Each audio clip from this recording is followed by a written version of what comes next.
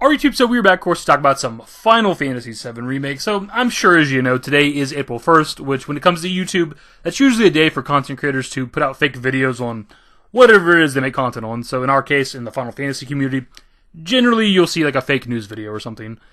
And look, I'm sure for most people out there, it's not the biggest deal ever, but just me personally, as a fellow content creator here on the platform, I've just never found it really that funny. It's, like, super easy content, lazy content, and in a lot of ways, it's giving people an excuse to put out like a super clickbait video just to get traction and shit to their channel. Because you could do a video, if we're just using our community as an example, just Remake Part 2, release date revealed, type of video, or something for 16 release date revealed, something like that.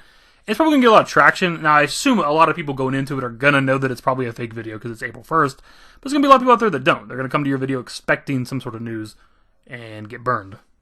Like Nibelheim in the background here. So I figured we just continue along like we normally do. Just put out a regular video today to kind of break up the monotony. Now, I don't know if there is fake videos out there today. I haven't really seen any on the feed, but I'm sure they exist. So today I was actually thinking about the exclusivity when it comes to Final Fantasy VII Remake, which is something we actually haven't heard about in quite some time. The last time that I can recall Square Enix themselves sort of addressing it was leading up to the release of Intergrade, where we learned the Intergrade, and I believe also the PS4 version of Remake, where the exclusivity was going to be extended at least 6 months. That's what they said, at least 6 months, so going to December of last year. But of course, December rolls around, we get the Game Awards, and they reveal the PC port of Remake. So we learned that the exclusivity finally was indeed coming to an end after almost 2 years. They finally ended the exclusivity for Remake. Which thing about today I found to be kind of weird. I hadn't really pieced things together, I guess, until now, just thinking about it. That it makes you wonder why there was the at least, if they knew they were working on and going to release a PC version. Maybe they were having trouble with it. Maybe that explains the somewhat kind of buggy launch of the PC. Obviously, some people have had no problems at all when it comes to the PC version, but there's obviously some issues whenever the game came out on Epic. But even just putting aside the PC version, it makes me kind of want to question the initial exclusivity for the PS4 version, because it had a year exclusivity, which got changed around because of delays and stuff. But initially it was going to be March 3rd, 2020 to March 3rd, 2021, of course. But that got changed to April 10th of both years. But again, I got to ask the question, if there was no aspirations to release Remake on any other platforms within the next, year and a half, 2 years, whatever the case, what was the point of even having a timed exclusive? They could have just said it's a PlayStation exclusive. That's all they had to say. Like, it's weird they gave it that year time frame, but then nothing really came of that. Not only that, of course, the exclusivity ended on April 10th of 2021, but then there was like a 2-month gap between the exclusivity supposedly ending and then Intergrade coming out, and it's like they kind of filled in that gap with just like, don't just kind of forget about the exclusivity for now. Now, look, I've been a huge advocate for a long time now about the game coming to Xbox and obviously Switch at this point and whatever other goddamn consoles and platforms that are out there, Stadia, whatever. And look, I understand it's business. Sony, PlayStation, whoever paid Square Enix a shit ton of money to keep it exclusive to try to help sell consoles, which, to be fair, they did. Had they, had Remake not been a PS4 exclusive, I wouldn't have bought a goddamn PS4. I literally only bought it to play Remake, and now I've since played a lot of good PS4 games, but if we're being completely honest here, I probably never would have bought a PS4 in my entire goddamn life, and for that matter, a PS5 currently. But to be even more honest here, if not for YouTube, I might not have even bought a PS4. I might have just waited, but I couldn't pass up not talking about this game. I've been covered on my channel for years at that point. It was releasing. It was only on one platform at the time. I kind of had no choice if I wanted to continue talking about it. Now, as I mentioned before, I do feel like the game should have launched on all platforms, because that's got to be the best way to make money. Now, it all kind of comes down to how much they were paid to keep it exclusive for that timed exclusivity.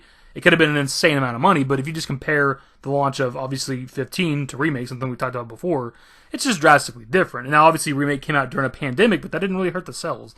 And what I mean by that is that Remake actually had a similar trajectory to the PS4 God of War game, where it sold like 3 million something copies within the first few days. It actually exceeded it, where it sold 3.5 million, and God of War only sold 3.1 million. So it's actually ahead of God of War in terms of the first couple of days of the launch. The difference between the two, however, is that God of War hit 5 million sales within the first month, whereas it took 5 months for Remake to hit 5 million sales. Now again, there's a pandemic working against Remake. You also have the differences in the story, it not being the full Final Fantasy VII story in one game, it not being a turn-based RPG, which some people wanted. Like, there's a lot of things working against Remake. But if you just compare it to other like first-party releases, PlayStation exclusive releases, it's just not selling like the other ones were. Remake also had the luxury of dropping pretty close to the quote-unquote end of the PS4's life cycle, where there would theoretically be the largest audience possible, right? The PS4 sold like 100 million plus units. And I believe we've only ever had the 5 million mark like update. Like, they've never boasted about like sales since then. We don't know how many Remake has ever sold on PS4. And if it was doing crazy numbers, they would definitely be bragging about it, which has to mean that it's underperforming, at least in terms of like other PS4 exclusives. Now, if you go back to the 15 comparison, it had the biggest launch in the franchise, right? But again, it had multiple platforms to come out on. but it sold 5 million in the first day. Where again, Remake took several months to reach that mark on one platform. I'm confused why you wouldn't want Remake to beat that record, just because on paper that's going to look good, right? You think as a company they'd want to continuously keep breaking records because that's just impressive and it looks good. So 15 has the biggest launch in the franchise, but then 7 Remake comes out. You'd want that to exceed the 15 launch, but it didn't because it was an exclusive game. We also have 16 coming out. It's going to be a PS5 exclusive, timed exclusive more than likely, whatever the case. But there's even less PS5s in the world than there was PS4s. So almost guaranteed 16 is not going to exceed the 15 launch. So again, we have another game that's underperforming compared to one of the previous ones. And with time passing and them releasing Intergrade, which is the optimal version by far of Remake, also with the episode Intermission being a PS5 exclusive, you almost got to ask the question, what would even be the point of bringing it to Xbox One anymore? Like, you could do base game Remake. It's from the same generations of consoles. That would generate you some more revenue and some more sales and stuff like that, but those people would still be missing out on the optimal version of the game, but also missing out on exclusive content that's in episode Intermission. So if they were to bring it to Xbox, would they just do Series S or X? I'm not entirely sure. In a little over a week, we're coming up on the 2-year anniversary for Remake, and looking back at some of the other games in the franchise that have been PlayStation exclusives that eventually came to Xbox, it usually takes about 2 years for it to eventually reach the platform. 12 Zodiac Age, for example, came out on the PS4 in July of 2017, but went to other platforms in April of 2019, so actually a little under 2 years, like a year and 9 months roughly. Also, World of Final Fantasy came to the PlayStation platform in October of 2016, and then came to other platforms in November of 2018, so a little over 2 years, roughly about 2 years and a week or two or something like that.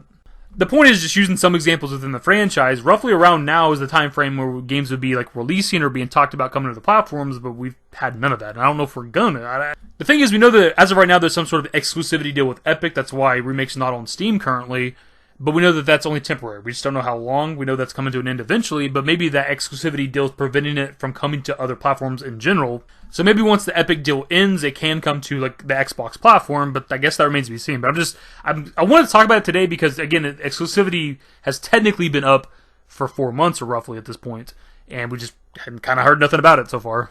It's also just weird to me, just as a fan, with Remake being what it is. Like, it's a massive undertaking, this huge, crazy project that just doesn't happen that often in gaming. You think you'd want the biggest audience possible, so again, leaving it exclusive to one platform, I think it's frankly kind of stupid. And there's almost no way that Part 2 is going to do the same numbers as Part 1 just because it's a PS5 exclusive, and again, less PS5s in the world than there are PS4s. It's almost forced to be on a decline as the series goes, as the games go for the Remake project. But that remains to be seen. I could be wrong. A bit of a weird discussion, my dudes, but I just wanted to put out something today. I was thinking about the exclusivity because the 2-year anniversary is coming up, but also wanted to put out something today that wasn't some bullshit April Fool's video. So I'll pass it off to you guys. Your thoughts on exclusivity. Do you think that Remake, any version of it, is ever going to hit the Xbox platform at this point? And if so, when do you think that'll be? Anyways, my dudes, that's going to be the video. Hopefully you enjoyed it. If you did, give a thumbs up, subscribe to the channel if you guys aren't interested in more Final Fantasy VII Remake content. Turn on all notifications, follow me on Twitter, @DavidYT, and my Discord, links to my social networks are in the description. Into the outro. Later, guys.